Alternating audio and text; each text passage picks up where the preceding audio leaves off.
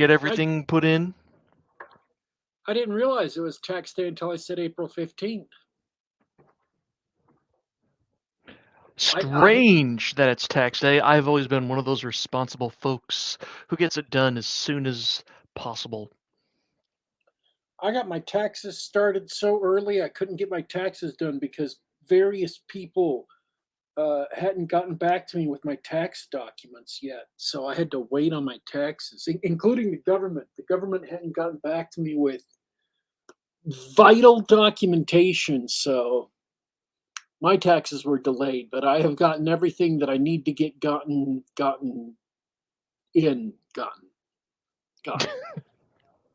it. So happy tax day, folks. I hope things are, going well out there in the magical land of, inflation isn't so bad since we changed the numbers 20 years ago to make it seem like they're lower. That's brilliant. the ever changing, the ephemeral consumer price index, you mean? We literally in the 90s during the Clinton years changed how we measured inflation so inflation would look better going on. So you can't directly compare inflation numbers from the 70s to today because they changed how they count inflation. They excluded a whole bunch of really, and let's be perfectly honest, these are really unimportant things that hardly matter to your average consumer, like food and housing and transportation costs. Just, things nobody pays attention to. You know why those were, besides being totally unimportant to the average consumer, you know why they were excluded, right? You know what the justification is? I have no idea. They don't give a good accurate representation of inflation because they're so volatile.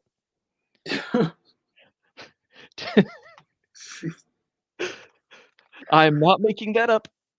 Oh, that is the excuse by bearded economists in ivory towers. Oh, it's too volatile. You don't really get a good picture of real inflation. So yeah, don't worry about that stuff. Yeah. So anyways, rest happy, folks, knowing that inflation isn't really happening, and you're not really. I literally have family members telling me, "Oh yeah, I've had to stop driving this one vehicle and start driving this other vehicle because gas prices are so high." And that was before the Iran thing happened. I was gone from Twitter for one day. One day I go away from Twitter. I see 2 movies about war, and I come back to Twitter and somebody starts a real war. What the hell? Yep. Every single day, I'm not making this up. Every single day I leave Twitter. I'm gone for Twitter for like 12 hours or 24 hours. I come back and something major has transpired. And I don't mean something major in like the comic book community or the science fiction and fantasy. I mean, like somebody somewhere in the world has decided to hold something big. Like there's a tsunami somewhere or a gigantic earthquake or a nuclear power plant, something. Every single time. And I'm beginning to feel like this is a little bit personal. I'm beginning to feel targeted. It's like I leave Twitter, something breaks somewhere, and I'm wondering if this is meant to capture my attention. Is this the world trying to tell me something? It is trying to tell you something, that you need to never leave Twitter again. Never leave Twitter. I feel like that's a really unhealthy attitude to cultivate somehow. Yeah, Oh, well, it's either that or the end of the world as we know it. So yeah. Yeah, if I ever, you will know that I have finally left Twitter for good if the planet suddenly explodes. You're like, oh, there it is. Daddy Warpig left Twitter. Boom, it's all over. Daddy Warpig leaves Twitter. Women and poor people hardest hit. I see what you did there. So, sorry to pause there to take a drink from my. Fortunately, this time, I don't know if it was last week or the week before that, where I carefully prepared my mug of water and then left it upstairs this week. I brought it downstairs. I have it here, lovingly prepared and sitting by me. I didn't make the same mistake again. I won't say twice, but this time I didn't make the same mistake. Because that's the best you can hope for in life is not that you'll never make the same mistake again, but this time you didn't make the same mistake you did last time. And next time you'll worry about next time, folks. This is literally real life advice. All you can hope is that you did this time as good as you can and let next time worry about next time. I've Sound stunned you. advice. Yeah, I can't beat that advice. You came around a corner and unexpectedly found something deep and profound. Man, I thought we were going to talk about dumb movies today. I didn't. I'm not here for the profundity. I apologize, folks, for the out of character deep profundity of the show. There you go. You have been spiritually fed. It's truth. You should take that with you. Do the best you can this time, and don't worry about it. And if you didn't do as great as you thought, well, do your best to leave it behind and do the best you can next time.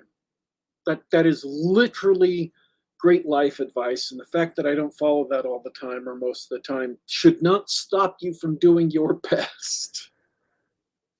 Do as I say, not as I do. We actually had this conversation, I think, the last time we spoke. We had the conversation, not on the air, mind you. We actually do talk off the air. It's kind of shocking. But you wanted to talk about something else. Hey, why don't you ask me how my week was? How was your week? Great. I didn't mention it last week, but this past week was the 13th damn near annual Bone Bat Film Festival. Which we The talk about every year. Every year we talk about it. The comedy of horrors. Our good friends with the Bone Bat Show, Stephen Gord, put on a whole film festival. It's something like 11 straight hours of comedy of horrors. So it's dumb, stupid, goofy, gory, bloody films, mostly short films, spread out throughout the entire day, and it's awesome. So yeah, I went with I went with my wife, and we had a great time hanging out, watching the films, and there's a couple of things I want to say that the I'll be honest, I didn't like the films as much as I liked them last year, but we had another film by the same guy who did the best film last year, and there was one short film that you would have liked, Daddy Warpig. It was a little short about this Zombies. post-apocalyptic wasteland. It's shot and staged and filmed like a zombie movie, but it's more like it also feels like A Quiet Place. The the it's a young woman and her dog, and they're alone in this wasteland, and they go investigate her grandparents' house, she suspects that they're dead, but it's not zombies, it's aliens from another dimension, and they are invisible. And unlike a lot of zombie movies, a dog making noise is not a liability because, of course, the dog can detect the supernatural, including the rifts that the aliens come through into our world. So it had some cool special effects, and being zombie movie adjacent, like it's written in that style or filmed in that style, I think you personally would appreciate it a lot. That sounds really cool. I mean, just the idea sounds really cool. Yeah, and it was well done. In particular, everybody enjoyed the how well trained the dog was, uh, pretending that it was, for example, being held down by an invisible monster. The dog handling was really cool. Um, let's see. Another thing which was one of my favorites was the 5-second films. Have you heard of this? I have not heard of 5-second films. It's exactly what it says on the tin. The folks, people make very short films that are up to 5 seconds in length, and so the uh, Boneback guys, they pulled a bunch of comedy horror and or comedy horror shorts, and I tell you what, it's like a comic strip. You get someone, if you have asked someone to make a film in 5 seconds, they have setup, punchline in less than 5 seconds, and they were almost all hilarious. Um, I think you can find them on Twitter and TikTok and stuff. So you may be able to just find more examples of them, but they were a lot of fun. They were sort of like quick palate cleansers in each block of films. They did like 10 in a row uh, every few hours, and it was really fun. Um, let's see, what else?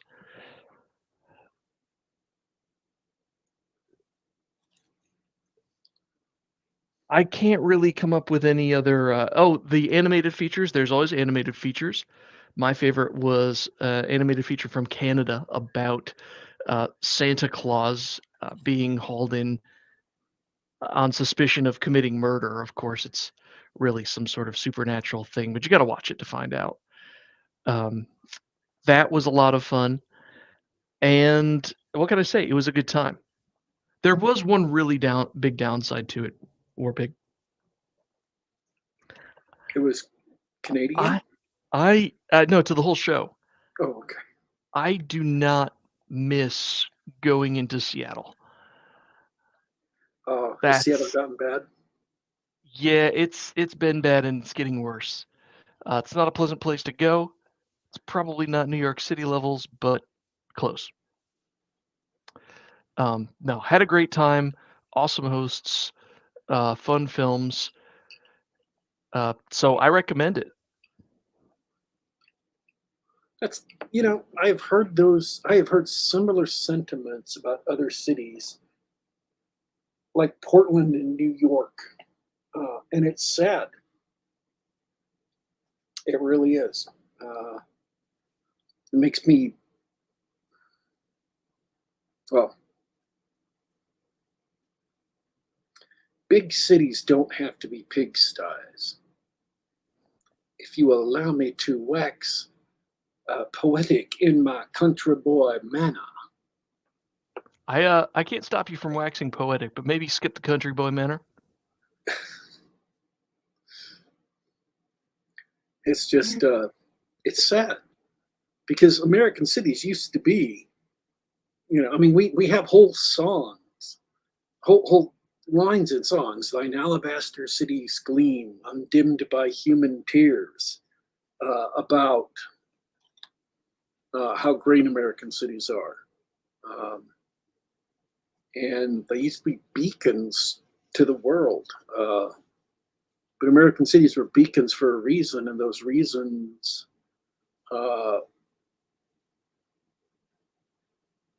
were dependent on things that kind of, as a country, decided we'd rather do something else, and so we threw them away.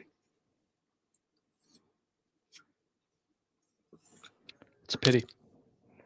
It's a pity. So yeah, don't go to Seattle unless it's for the Bone Bat next year. Really looking forward to it. Really enjoyed it. What about you? I heard you had some interesting stuff to go over.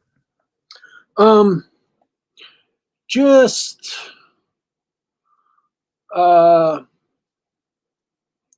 some news. They released a Star Trek Outlaws. It's a new video game by Ubisoft. They released a trailer for it. It looks terrible, absolutely awful. People have been savaging it online. Have you ever seen The Warriors, the movie, Only that one scene. where he's clinking the glass bottles? Warriors come out to play. Yep. Good, because that's the only scene I'm talking about. Um, the main character, who is a female girl boss Han Solo, looks exactly like that guy. Like, uncannily exactly like that guy. Or a cross between that guy and Matt Damon in Team America World Police. If you've seen Team America World Police, it's it looks awful. People, the writing in the trailer is the most generic girl bossery writing that you can imagine. It is painful to hear. And it's gotten rightfully savaged. So people are, I'm predicting that this is going to be perhaps as successful as the last Ubisoft game to come out, which was, it wasn't Sea of Thieves, because Sea of Thieves was good, but it was the game that was trying to be Sea of Thieves, but wasn't, and I can't even remember the name of it now. Pirates of Your Wallet, or Pirates of Microtrans. No, I'm not doing a bit. I literally can't remember the name of the game now. But anyways, it was awful. People hated it, and they had to release it because it was the game they called AAA Gaming. They had to release it because they made it in Singapore with millions of dollars in subsidiaries from the Singaporean government. And so because they got subsidies, they absolutely had to release it no matter how terrible it was. So it came out, it bombed. I expect this game will perhaps do as well. It is sad what video games are turning into. All of these consulting firms are terrible. The games they influence turn out terrible. I was playing Call of Duty Vanguard last night, and I don't know if I'm going to review it or not, but it is apparently another one of these games that was written under the influence of a DEI consulting firm, and it's truly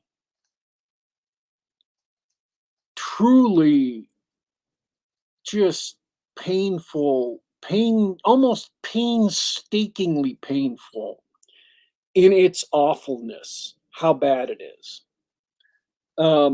It is a constant blizzard of tiny little stupidities, in large and small ways. And I don't know what it is. I can't say, but every time you take a step towards focusing on ideology all of your skill goes right out the window. You stop thinking of things in terms of comprehensible cause and effect. You stop thinking of what makes sense and start thinking of politics and ideology, and you just make something that is so bizarrely stupid that, I mean, this is the one thing I remember from last night. I walk into a barn, there's literally like 5 or 6 Wehrmacht I'm having a firefight with, and I kill them, and I walk out of the back door of that barn, and kneeling in the mud outside the door of the barn, less than like 5 or 6 feet away, not on the other side of rubble, not on the other side of a hedgerow, not down a lane, not on past a building, literally past a few feet of mud are 8 or 9 other paratroopers on my side who could hear these Wehrmacht shooting at me.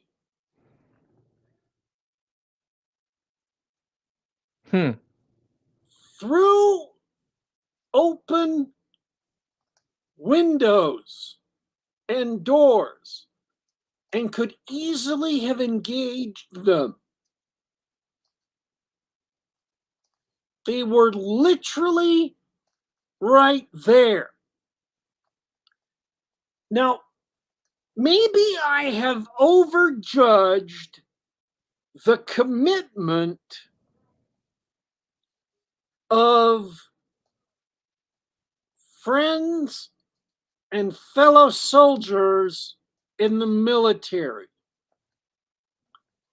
But I would like to think that if a group of paratroopers in the open, in a clearing, kneeling, surrounded by burning bushes and fires, so they are literally silhouetted by flame, they can be seen for miles away. Anyone with a telescopic sight or binoculars or anything so advanced as a pair of functioning eyeballs can literally see them for 5 or 10 miles off, and they're not worried about it, and they're less than 10 feet away from screaming Krauts who are actively shooting and yelling in German in Western France, where they've parachuted into on D-Day. I would like to think that they would view that situation as something perhaps to take action on. These are supposed to be SAS soldiers, Special Air Service soldiers. Now, I'm not British of nationality. I'm British extraction. My ancestors were British and Manx and stuff. That's right, we're mixed family here on the Gab. He's Irish, I'm British. We make it work. The odd couple. I I would like to think that perhaps SAS soldiers would view that as something to maybe do something about. Does that seem to you to be an outrageous assumption on my part? No. Seems a little fishy to me. I think they're working for the Germans. I couldn't believe it. I couldn't believe it. And then my guy, the soldier you're playing at this moment, is a medium dark complected black man. He's a black British soldier. And I mention that not because it's a racist thing, except that when he steps outside the barn, the first line these British soldiers say is, "We almost took you for a crowd." we, we thought you were a Nazi. I'm like, what?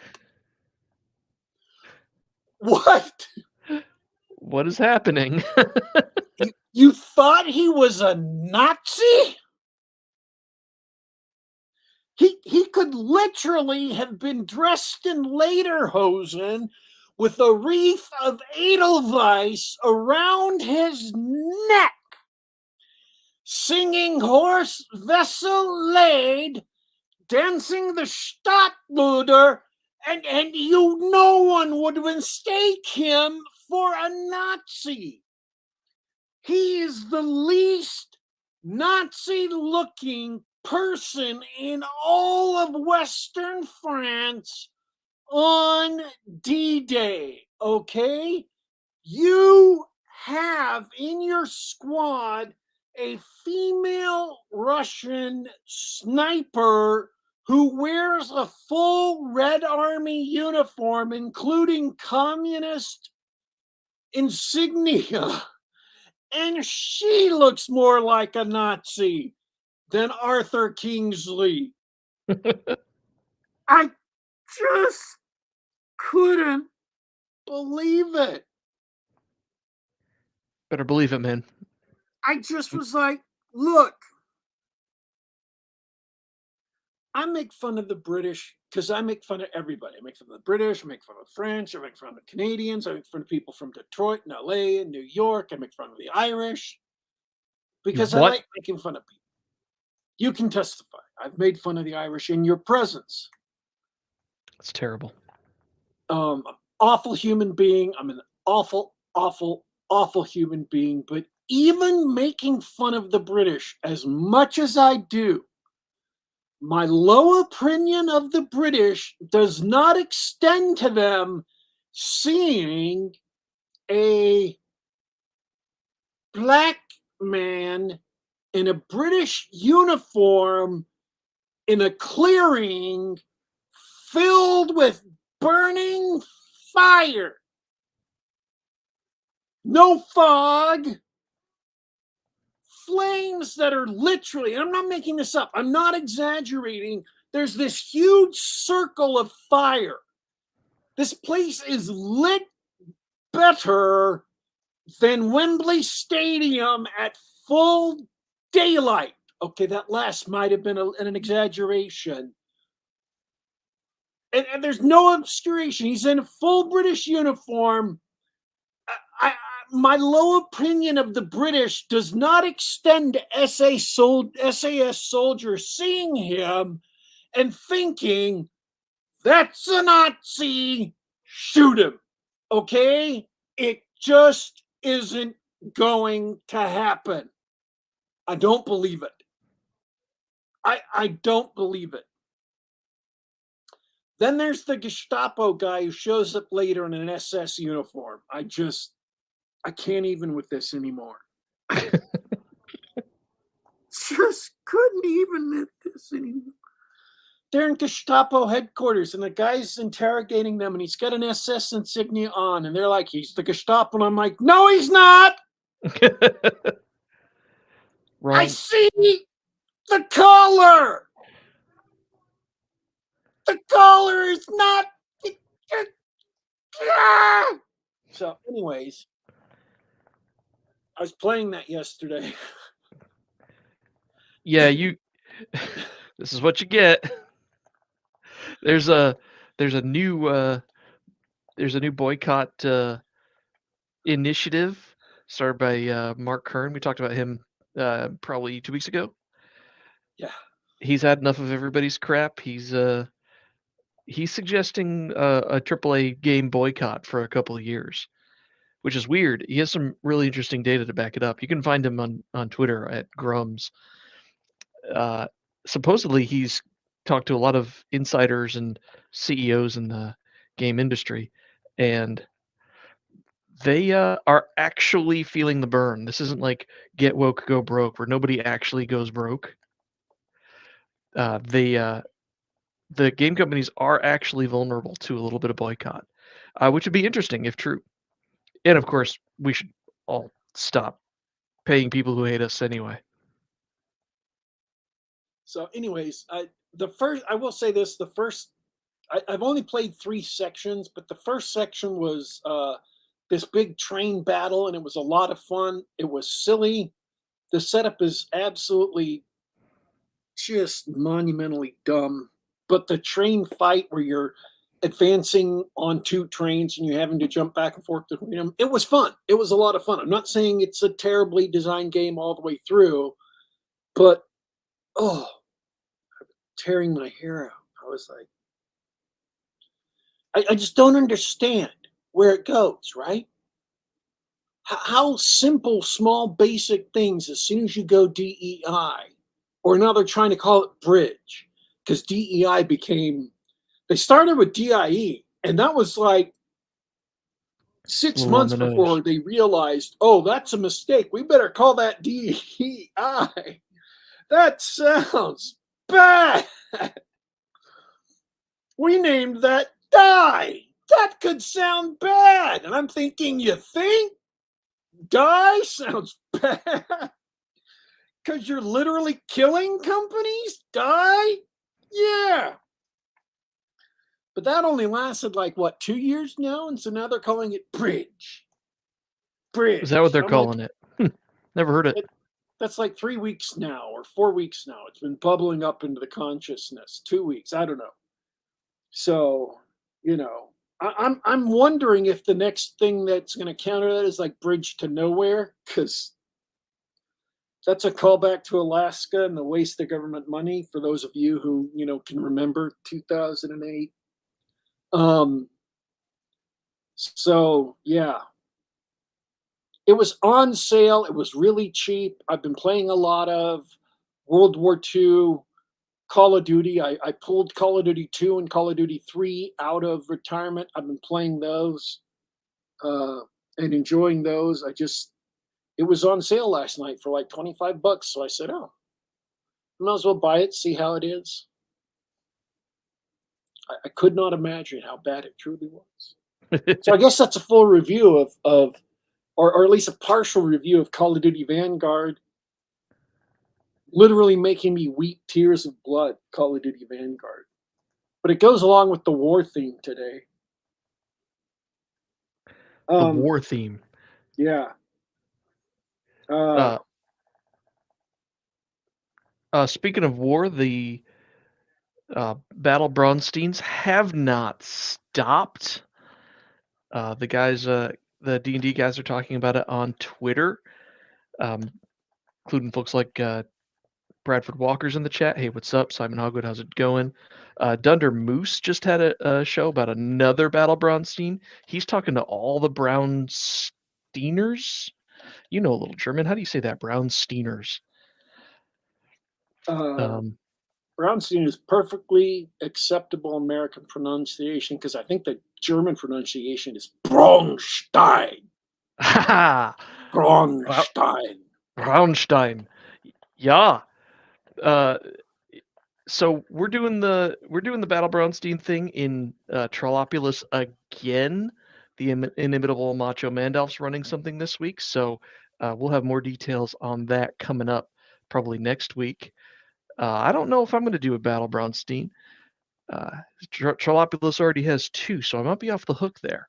Don't tell B-dubs. But we're playing D&D as a war game, and it's been a lot of fun.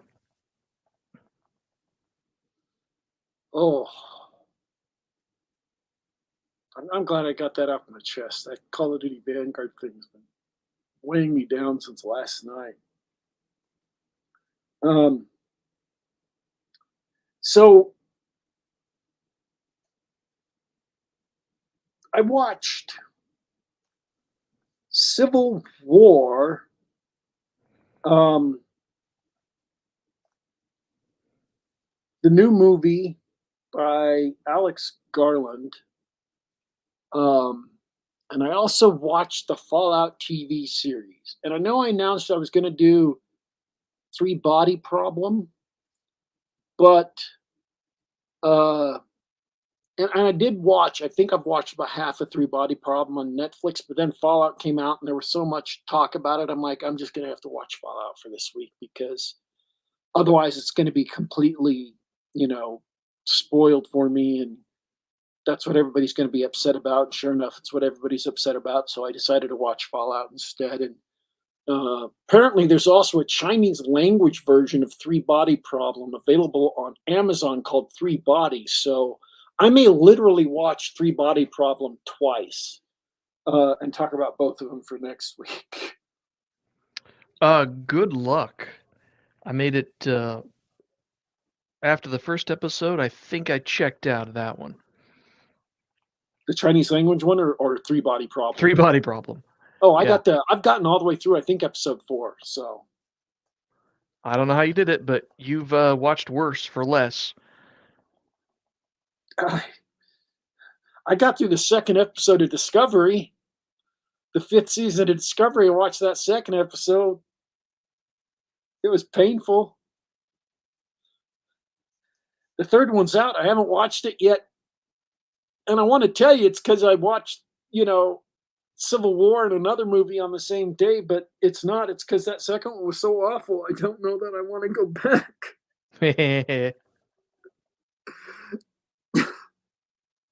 It was so bad.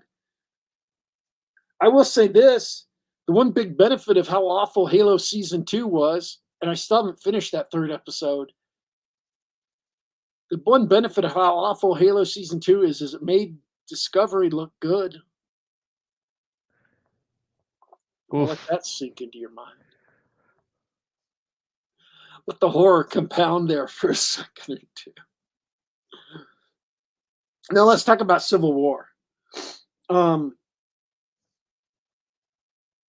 I think I watched a different Civil War movie than a lot of other people watched.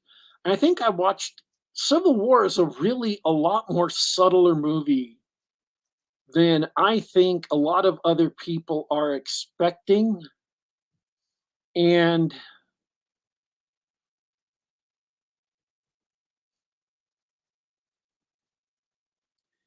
it is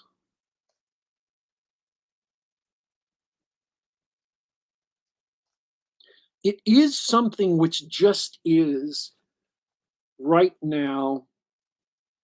And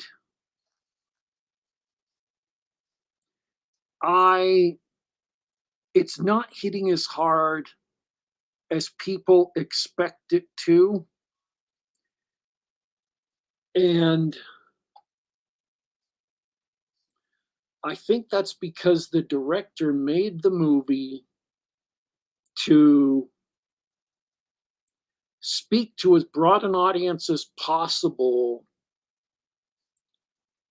because he valued what he was trying to say, and he's trying to get as many people as possible to understand what he's trying to say. And in doing so, he leached out a lot of what would make it maybe hit harder.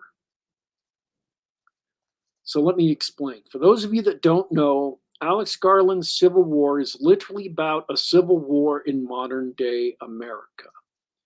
America has broken into four factions, um, and it's set in at least the last 2 or 3 days before the federal government, the last 2 or 3 days of one phase of this civil war. There are hints that it may be going on after that. We don't know. Um, but definitely one phase of the war is concluding and another one may soon begin. And people are complaining that it's doesn't hit hard because the movie doesn't comment on modern day politics and doesn't take a stand on modern day politics. Left wing critics are complaining because the movie isn't taking a stand against people they dislike, like Trump or MAGA or conservatives or whatever. Right wing critics are, or even, who would normally be even handed right wing critics, are complaining because the movie isn't saying anything about modern day politics. And the movie is intentionally not saying anything about modern day politics because this isn't a war, this isn't a movie about politics. This is a movie about a civil war in America. The point of this movie is not the politics that caused the Civil War. The politics that caused the Civil War could have been, the American Football League versus the National Football League, and people are trying to kill each other over it. It could have been baseball versus basketball, and people are trying to kill each other over it. It could have been tastes great, less filling, and people are trying to kill each other over it. And the movie would remain exactly the same. It's not about left wing versus right wing, or even alt right versus conservative versus left wing, or communist versus capitalist. The movie is literally about Americans killing other Americans in the streets of America. It's about American cities turning into Mogadishu or Lebanon, or pick your favorite, war zone. And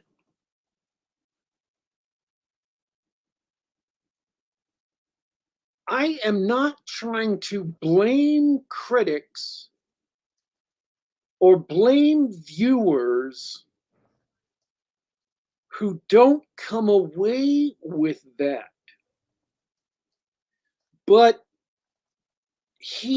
one of the characters, and this was even in the trailer, one of the characters straight up says, every time I covered a war in a foreign country, what I thought was doing was sending a message back to America saying, don't do this.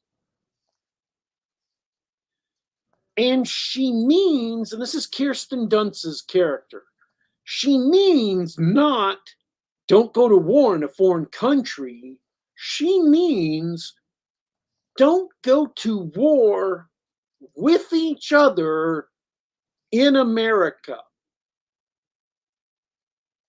don't pick up guns and start murdering each other in the streets.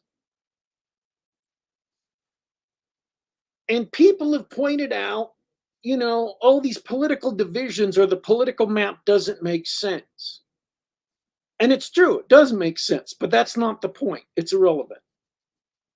And people have also pointed out, well, in a real civil war, what you would have is pockets of people here and pockets of people there, and they would be fighting left and, fighting each other.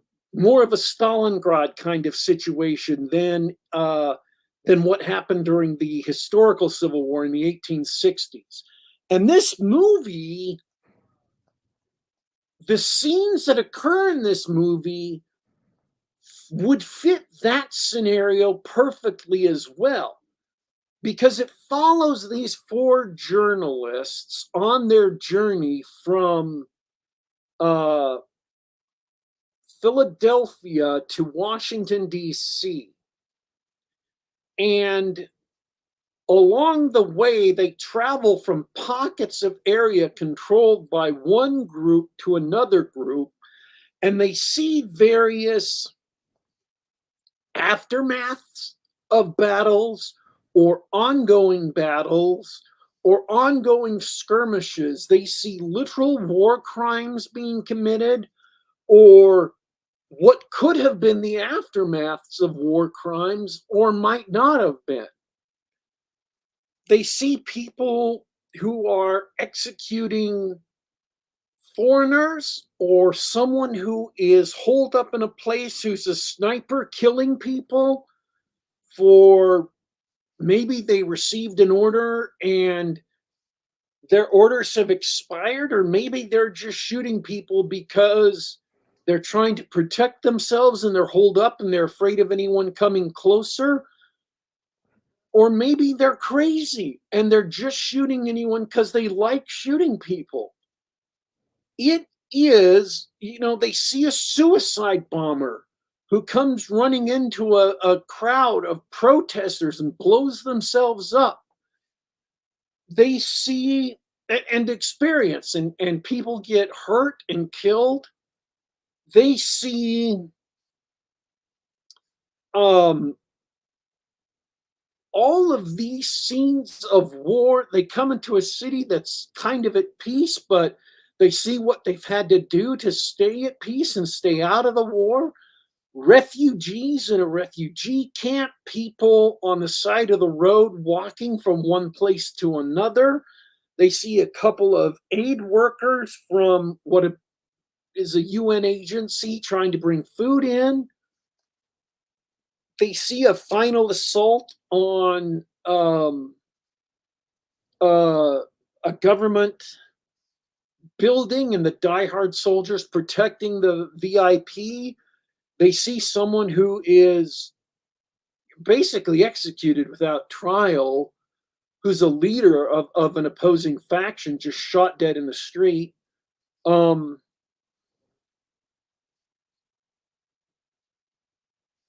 And people keep on saying, well, I didn't care about these characters or whatever. I didn't care what was going on, or it was meaningless to me. And I feel like what I was watching was a different movie, because what was going on screen at the time was not horrifying,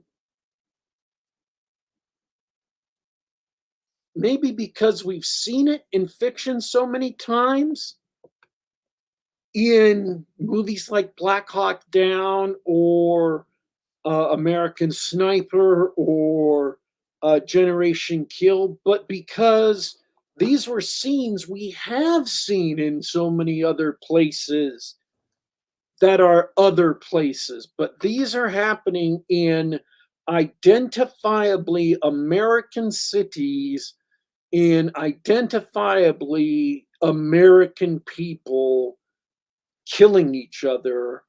And it was absolutely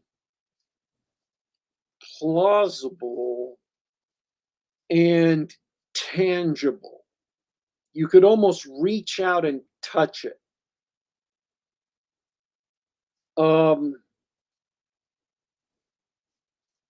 and so what I was left with at the end of it was this immense feeling of disquiet.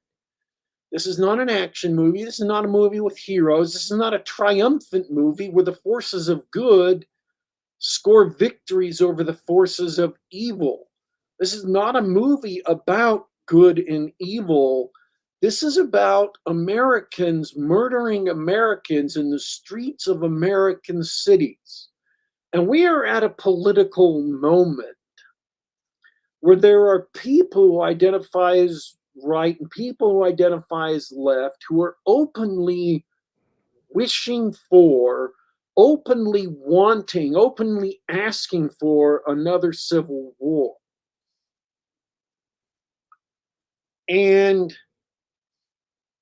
I would suggest that those kinds of people have no idea what they're asking for.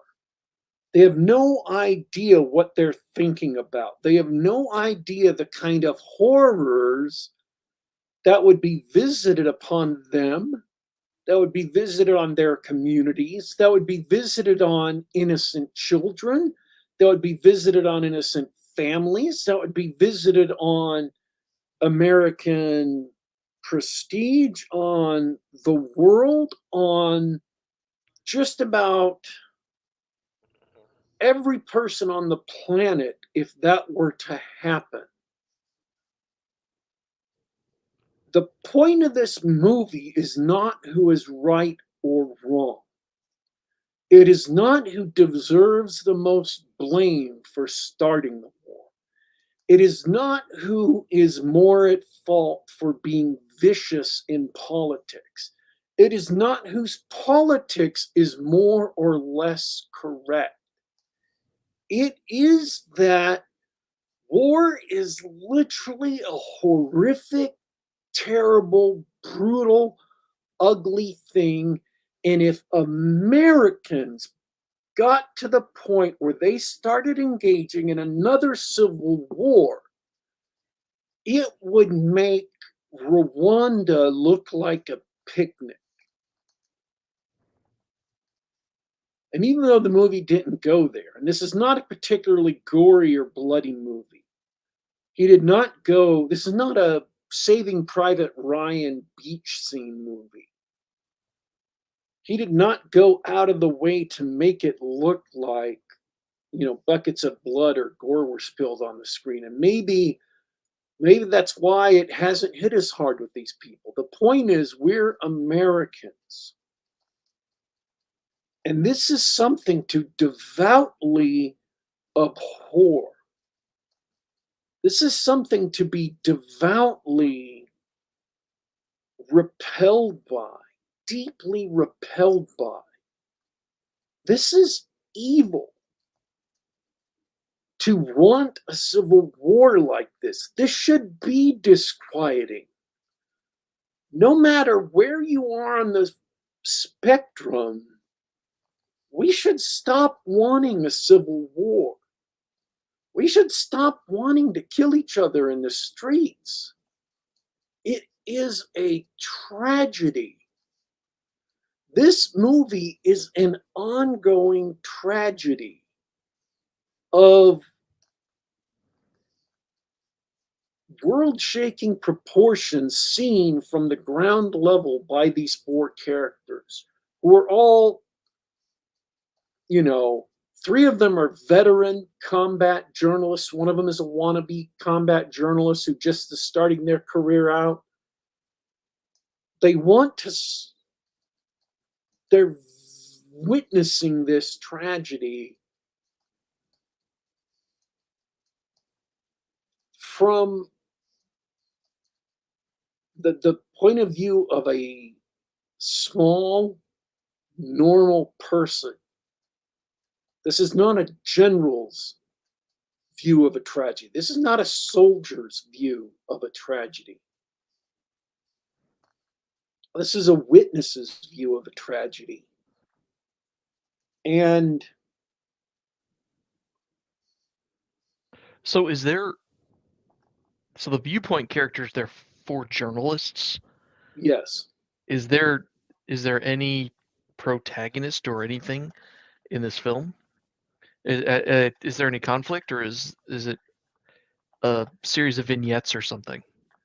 well, it is, I guess, technically, it's what they call a Bildungsroman. It's a journey, and they go through a series of events on their journey. And they have, like, the girl starts off.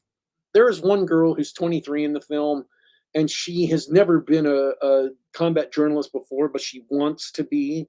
And this is her first chance. She really idolizes the. She wants to be a combat photographer. She idolizes Kirsten Dunst's character, who's a veteran combat photographer. And so she kind of talks her way onto her team as they're driving from Philadelphia to Washington, D.C. And so she's going through all of this. She's going through war for the first time. She's never been in a war. She's never seen uh, a war from this point of view. So she's seeing atrocities and soldiers being shooting each other and being shot at all for the first time. So we see things from her point of view that way, and we see things from Kirsten Dunst's point of view.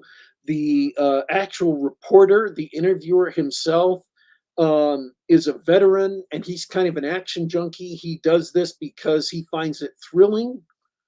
He likes being a war journalist. He likes being in the thick of action. He wants to go towards where the bullets are flying. And the last character is an old journalist. He's been in this for longer than anybody. You know, he's been in this since before Vietnam. He's been a reporter since the 50s, probably. And so he has a different point of view. They don't spend a lot of time dwelling on that. And maybe that is something that another reviewer pointed out that I watched. Um, was like something they felt like was missing was more of their point of view on war that they could have drawn out is how they've seen other wars in other places and how that colors their points of view. The protagonist, if there is one, is Kirsten Dunst's character. She's the main character in the movie. You mostly stay with her through this, and she is weary because she's seen war, mainly global war on terror. She's seen Iraq, Iran, um, things like that, or at least uh, conflicts that are like unto those, because this is set in some indeterminate future. She's seen conflicts overseas in other countries that are like those without specifically mentioning those. This is not necessarily a modern, it's not necessarily set in the modern day, today, 2024. It's just set with modern technology. Okay. What so is there any point to any of the stories other than, don't kill each other? Yes, there is a story about Kirsten Dunst's character and what she goes through. There's a story about the young journalist and what she goes through. And the main interplay, the main human drama in the middle of this is how this young idealistic, and I don't mean idealistic in the sense of politically idealistic, just this young, excited girl who idolizes Kirsten Dunst's war photographer and wants to get into to that as a profession. What happens to her as a result of what's going on, how her personality changes, how her character changes, what she goes through as she sees this, how terrifying things are, and how Kirsten Dunst's character undergoes some changes, things like that. That's the main dramatic, in the sense of drama, in the sense of character interplay background of the movie. And in that sense, that story is a little weak. It's not as strong as you might wish to carry an entire movie. And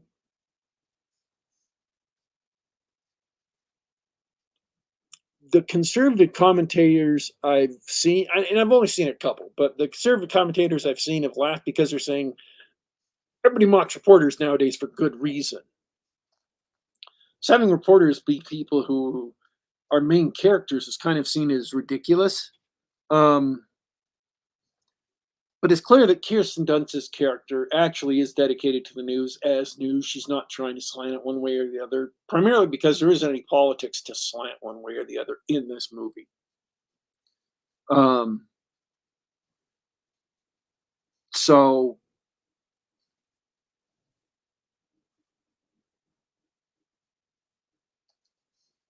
she is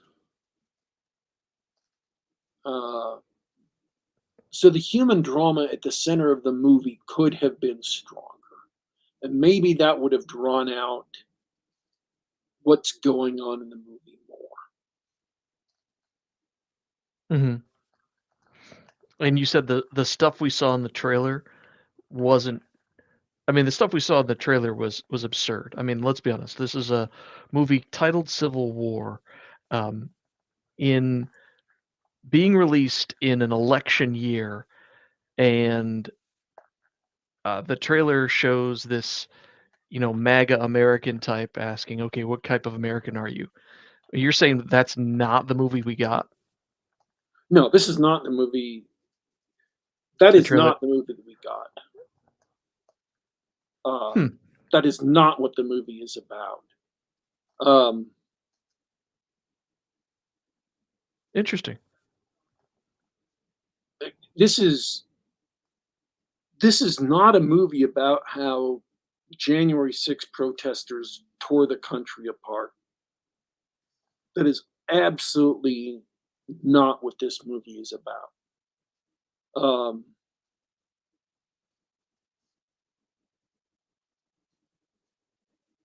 and believe me,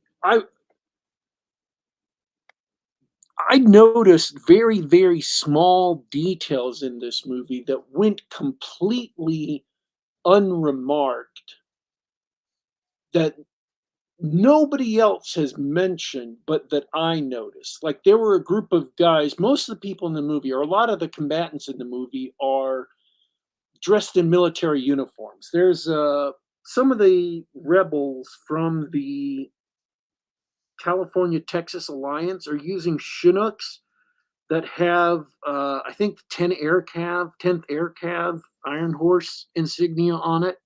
So there are actual military units who have rebelled against the federal government. But at the same time, there are a lot of civilians who are geared up in, bulletproof vests and carrying M4s or other weapons that are fighting. And there's one unit of skirmishers who are all wearing Hawaiian shirts, which is indicative of a group uh, of a particular political group. But nothing's made of that. Nothing's mentioned of that. They're not highlighted in any way. They're just there as another group of people involved in this. They're not presented as any better or worse than anybody else. They're just another group of Americans involved in a skirmish. There's another group of guys who are wearing military uniforms, but their hair is dyed in different colors. Um, and I don't know if that's like an unofficial uniform or if that shows what side they're on. They might be part of the Florida Alliance. They might be part of the Westerners or the Northerners. Nobody knows. Um, you don't know. The audience doesn't know because the movie doesn't tell you. So when I tell you this isn't about January 6th, this isn't about Trump being a bad man, this isn't about that. It's because I noticed the details in the movie that would have let you know that that's what's going on. Um, and they're not there. I paid attention for small details, and the small details, you know, aren't there. It is just a movie about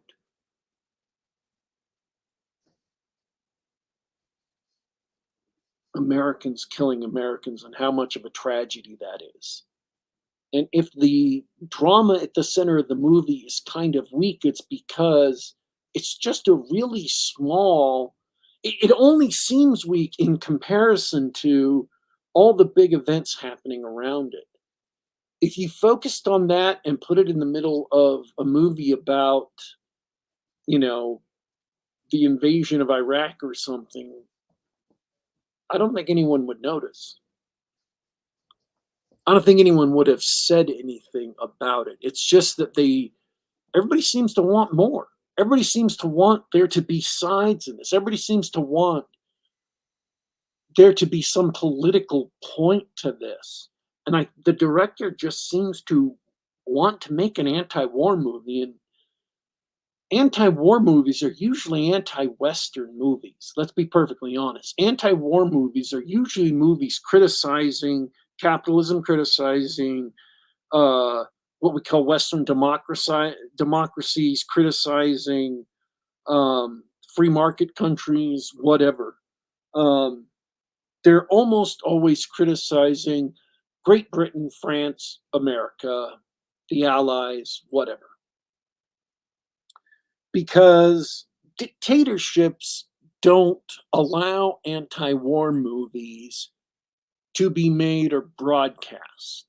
So, like George Orwell said at the beginning of World War II, or during the first years of World War II, to be anti-war is to be objectively pro-fascism.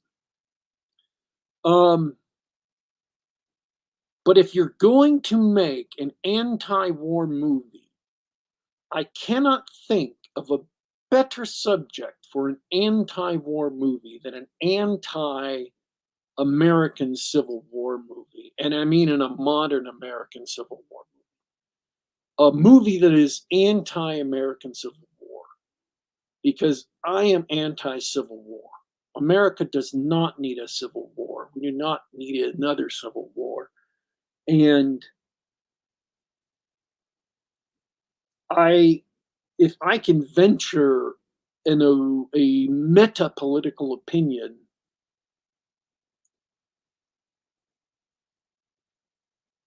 whatever we can do to amp down the intensity of hatred in our culture to move us away from this potential future, whatever we can do to stop hating each other so much that we want to kill each other, or to stop pushing ourselves, to stop egging each other on towards this, is a good thing. Before a fight breaks out, a lot of guys will stand around egging each other on. They'll stand around saying, "You can get him, you can take him. Oh yeah, he can't do anything to you." They're trying to work each other up. And it seems to me that a lot of what's happening in the American political sphere right now is we're egging each other on towards picking a fight. Or whatever we can do to amp that down, to draw back from that, is a good thing. And I don't know if that's what Garland saw. I don't know if that's what he's thinking about. I don't know if that's why he made the movie. I have no idea what's in his mind. I just know that that's what I got out of this movie. And there isn't any other, in terms of a message, the only thing that comes from this movie is war is a horror devoutly to be avoided. Sometimes it's necessary, but in this case, in this country, it is absolutely not.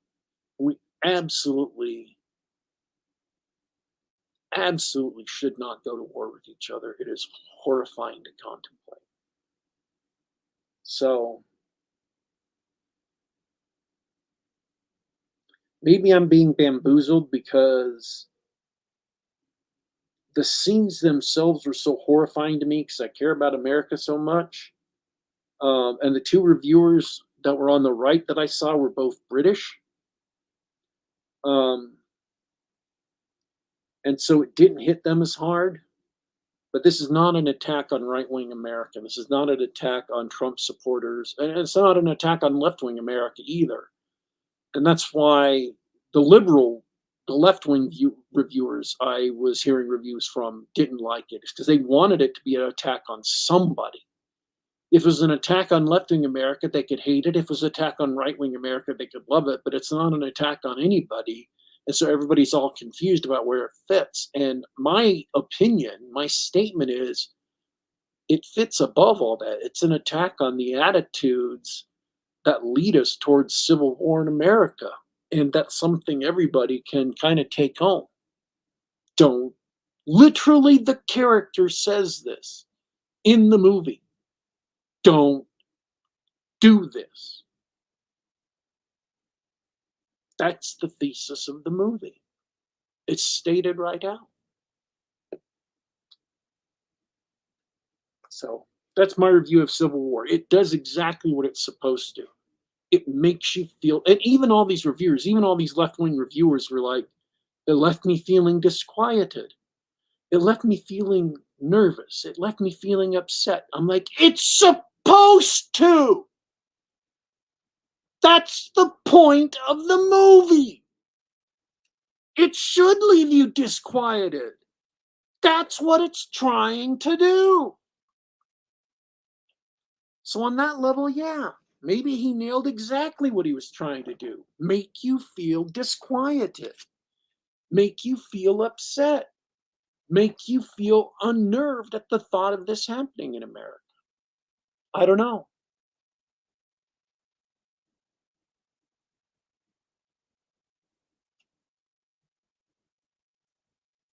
That's my review of Civil War. It's certainly not what I expected. Also, I was talking at mute again. Oh, It's certainly not what I was expecting to hear. So, interesting. Um, what do you think? There was one other thing you wanted to talk about. Shall we move on? yeah, we can move on. I'm done.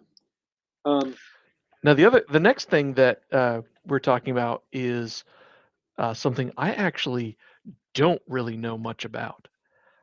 I have never been a fan of the Fallout series, not for any quality reasons. I just never really played them. You don't like So Bethesda games, so I don't like Bethesda games, but I also tried Fallout 1 and 2 on good old games. And I don't know if Bethesda made them, but they're not Bethesda games as I know Bethesda games. no, they were made by a different company who lost the rights. Bethesda licensed the rights, and then they sued Bethesda for some reason, and then they lost the rights because the contract they signed said nope, can't do that. So it might have been Mm, interplay or something, I think. interesting. Yeah, no, I was never into it. And apparently, there's some people unhappy with this show, but I'll let you take it away. So they made a Fallout series, I guess. It's okay. It's 7 out of 10. It's not great. Um, the characters really don't act like human beings most of the time. Um, Walter Goggins is awesome. He does great with really mediocre material. The three main characters are a female vault dweller. I think her name's Ella Purnell, is the actress who plays it. Um, and Walter Goggins plays the ghoul, who is a bounty hunter of sorts. And then there is Maximus, who is a squire from the Brotherhood of Steel. Um, the Brotherhood of Steel's whole deal from Fallout. For those of you that don't know, Fallout is a satire of the 1950s. It's a satire of the 1950s technology where they literally have like nuclear powered cars with nuclear reactors in them, and robots. So it is strictly not meant to be taken seriously in that sense. The nuclear bombs have dropped. They've got giant ants, radioactive water, super mutants who are big, huge guys. They've got rad scorpions who are as big as cars. They've got rad cockroaches that are as big as dogs. They've got bloat flies who are, flies that actually fly in the air as big as dogs. They've got aliens that land. They've got Lovecraftian horror things that happen. It is a grab bag setting that is not really meant to be taken seriously. And the Fallout TV show tries to build an edifice on top of it that it cannot sustain because they try to take it seriously, something that is just not made to be taken seriously. You can't stick all those elements willy nilly in on something that was not meant to have a comprehensive background. It was not meant to fit together. It was just a bunch of different references stuck into a fun role playing game. In the original Fallout 1 and 2, and Bethesda kind of just carried on with that. And then that's it. That's what Fallout is. I mean, there's just really bizarre things that regularly happen in Fallout, and it's almost a lol random setting, which is fine. That's what the fun of Fallout is. I mean, you have robots with human brains in them, and a dog with cybernetic parts and things like that. It's just they're trying to make it this serious thing, and they're trying to make it this serious thematic thing about, oh no, capitalism, blah blah blah, destroyed the world, and communism is just, it's open communist propaganda. At some point during the show, communism is just the phrase they use for people who aren't insane. I think is a quote. It's close to that. I'm not quoting it exactly, and I apologize for that. That gets thrown out in episode 7. The origin of the war is retconned. It's implied that all these companies get together, and there's going to be some spoilers for what comes up and what I'm going to say. It's an okay show. It does okay. The people don't act like human beings. At one point, this innocent girl from the vault, uh, who's been sheltered in her entire life and is really, really naive and is raised in this kind of idealized 1950s world, is nonetheless has a severed head she's carrying around with her for reasons that make sense. But then instead of hiding it away and not thinking about it and just doing her best to pretend she doesn't have it, she literally pulls it out and sets it on a stump next to her and talks to it. I'm like, no, that's not what happens. If you're trying to take this seriously, the show tries to have it both ways. It tries to make this a serious commentary on capitalism and how capitalism is evil and how communism is better, while at the same time doing things that just make no sense. And a lot of things about the show, the dialogue is so wonky that the show skipped things past reviewers that I caught. And again, I'm wondering if I watched the same show that other people caught. The girl says at one point in the very first episode, what she says is,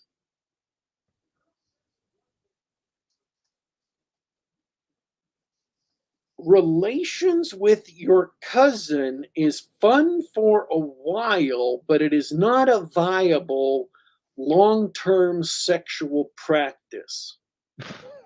What? Played straight.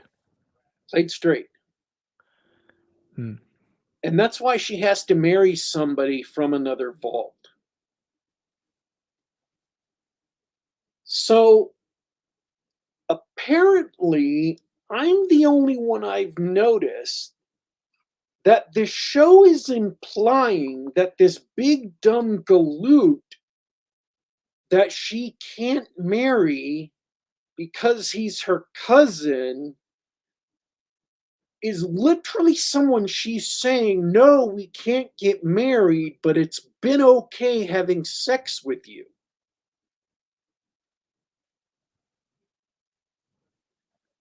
That's disturbing. Because no one else has mentioned this. And I wanted to go back and rewatch that for this show, but that would mean going back and rewatching it. And I just didn't want to do that. So that makes no sense. The show just does not nail its. If you're going to satirize 1950s culture, you have to satirize 1950s culture. You have to nail it. And what you have to nail is them being really, really, really sexually repressed, right? I guess. I mean, that's the classic Hollywood satirization. Right? Yeah, I mean, I don't think I doubt that's what the 50s were like, but that's the Hollywood formula for sure. And so, no, it's not what the 50s were like. It's not what the 40s were like. It's not what the 30s were like. You just have to watch the movies.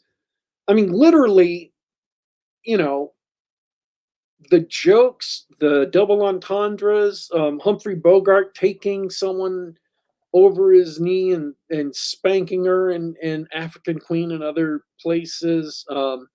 In Gilda, where she says, "You know how to whistle, don't you?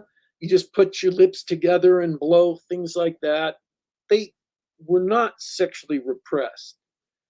They fail at satirizing the 50s because they're trying to do this weird thing of, well, realistically, in the vaults, of course they'd be having sex with their cousin. I'm like, dude, what? So they That sounds like someone made up after posting on Reddit. so they're caught between wanting to have the message and wanting to,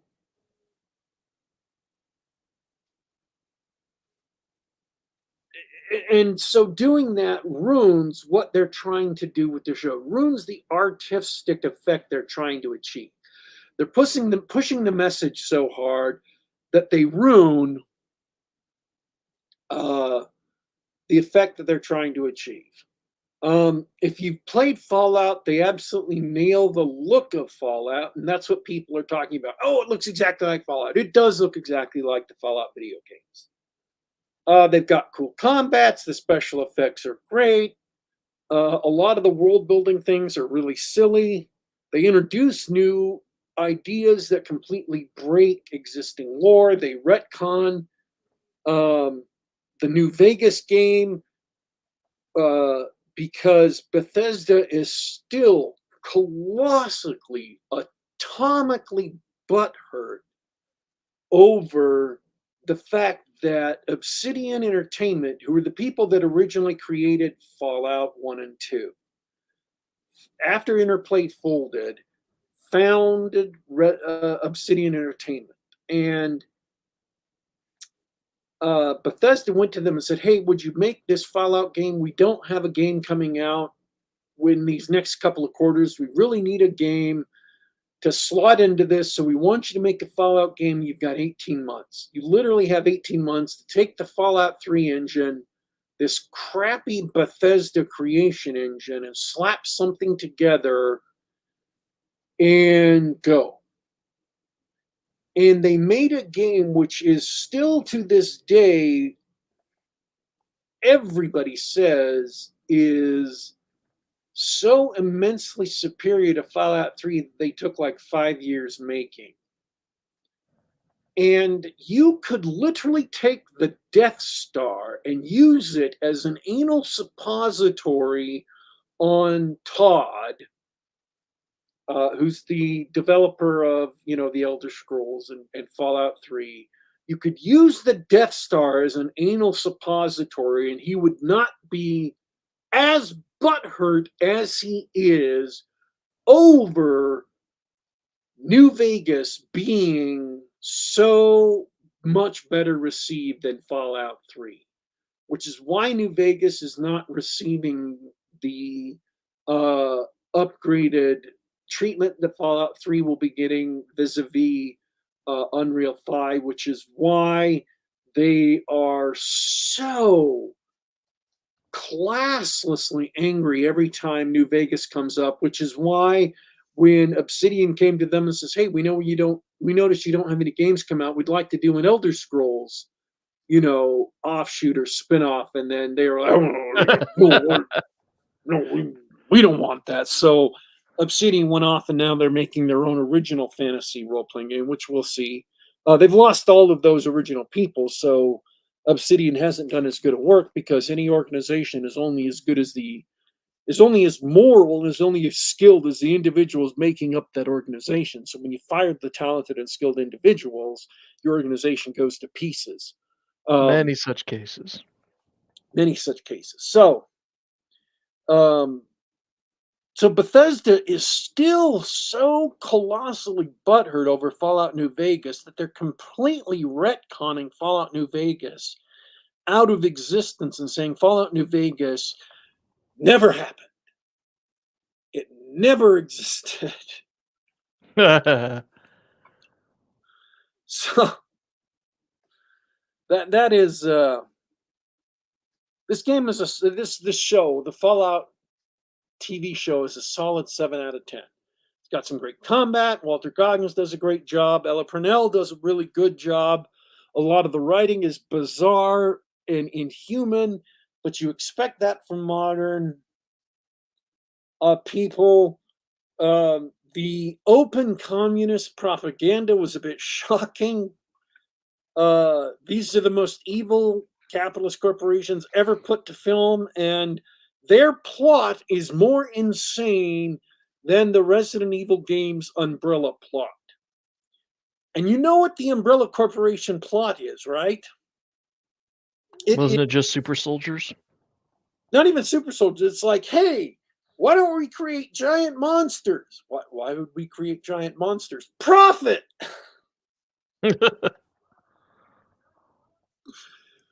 The plot of the capitalist corporations in the Fallout TV show is more insane than step 1, giant monsters, step 2, question mark, step 3, profit. It's more insane than that. Spoiler warning. It is literally step 1,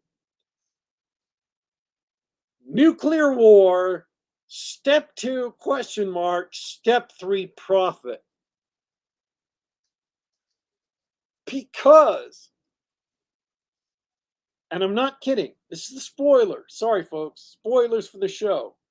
Their plot is to kill off 6 billion people, and that will make them rich.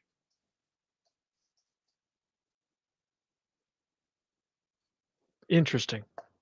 Because companies who sell products to individual consumers become rich by killing all the people who buy their products. It's reasonable. That's how economics works. That's how economics works. I do remember that from my Econ 101 class. It's got to do with the supply and demand curve when, the population approaches 0. I think it's some infinite users hack. That's their plan. Oh my gosh, I couldn't believe that. The literal line is said with a completely straight face, we drop the bombs ourselves. That's the line from the show.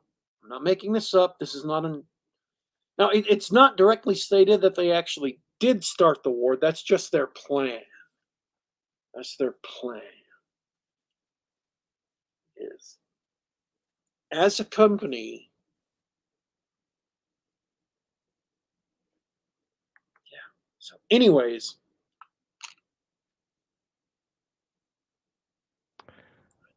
I don't know what to say.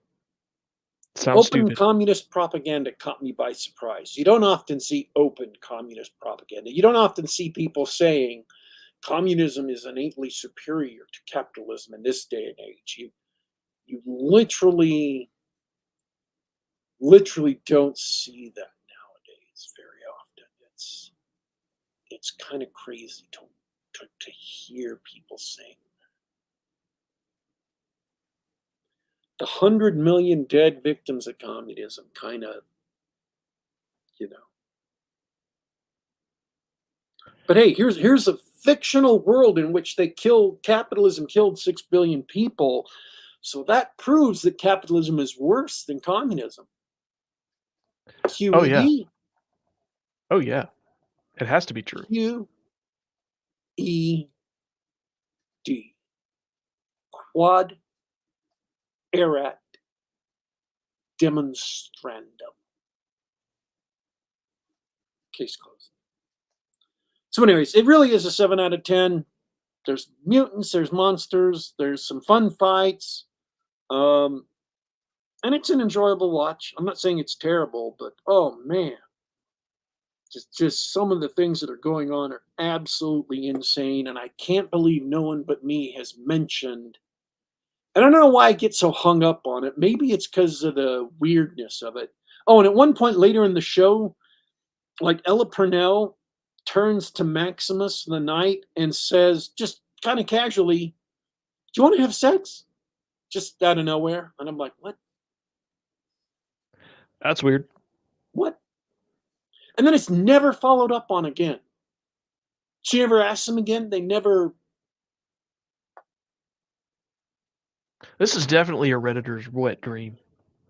Like later on in the show, they kiss at one point and it's implied to be romantic. And I'm like, it's kind of hard to go back to having a chaste kiss being romantic when the girl has already asked you to throw her up against the wall and bang her like a barn door.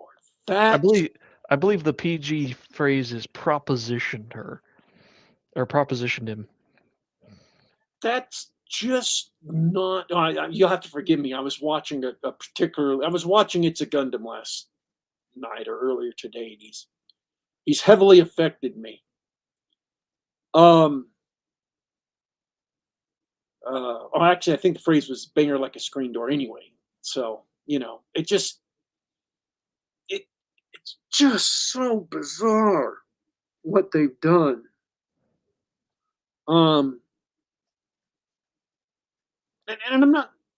I don't know. I'm trying to be fair. There's a lot to like. It's Fallout, but I just can't get beyond the bizarre things they've stuck in the show. And maybe I'm not on Reddit enough to know Redditors because I mainly use Reddit. I go there occasionally to look at some of the groups that post art. And so I'm in there for like cool art and then I leave. I don't read Redditors' opinions because then I'd be exposed to knowing what Redditors think. And I feel like my life is miserable enough without knowing what Redditors think. Redditors are the consummate bug people. They have all the opinions that you think they do. Okay. Yeah, I don't need more exposure to things. But anyways, that's the show. And that's our show, folks, because I'm done. Yeah, you are. It's good talking to you, man. Hope everybody in the chat enjoyed the reviews. Hope everybody listening later uh, also enjoys them, I guess. I'm done. I'm also done for this week, Daddy Warpig. So please close us out.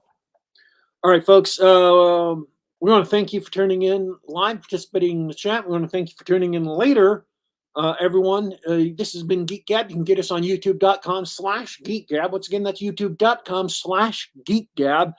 Click follow, click like, and subscribe to get an announcement for when we're going live. We're here Mondays.